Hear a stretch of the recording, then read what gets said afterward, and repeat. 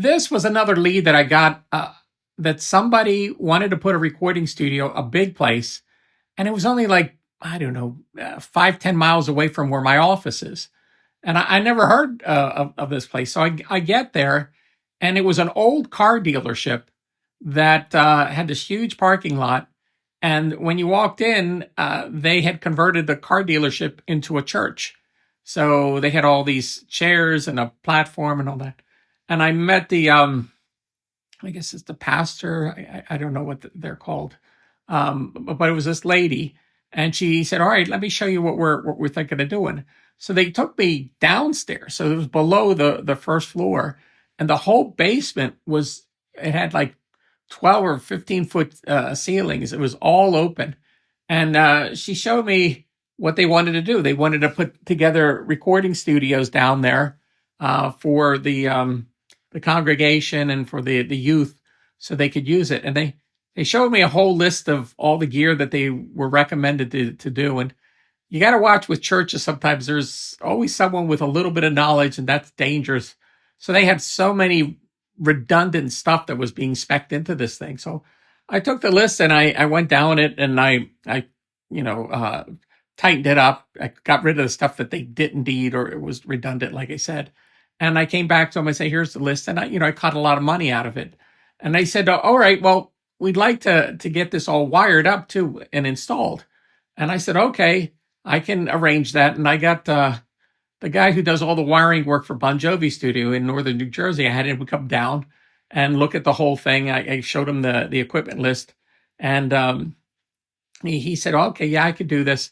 And he came up with what it would cost to do.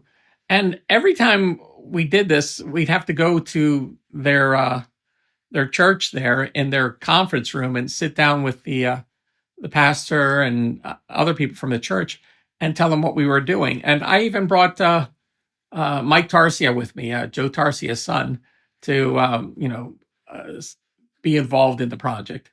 And everything was going nice. Everything was great. They were so happy that I was involved and in coordinating all this stuff.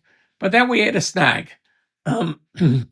They wanted to know what was the breakdown of the wiring. And I said, there is no breakdown. This is for this amount of money. All the equipment will be installed. All of it will be wired up. And, we'll show you we'll give you the diagram of how it'll all work. And I said, well, no, they wanted to know how much the cables cost, how much the ends cost, how much the labor was.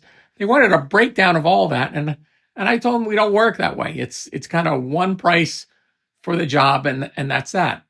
That didn't go over well, and they decided not to do any business with me. And that was it. And that was after investing all the time of helping them, figure out what to do. Now, I think the place is in business now. I'll see if I can find some pictures on the internet. But they're up and running. But it's weird. Sometimes people get very, very picky about things. And churches are as nice of people as they're supposed to be. I've heard from, and I don't do a lot of business with churches, but the ones that I had done with, it was always the priest or the pastor.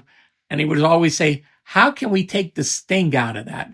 And that always meant bring the price down. And I was like, oh my God. And you already invested a bunch of time into the place. So there's my little story.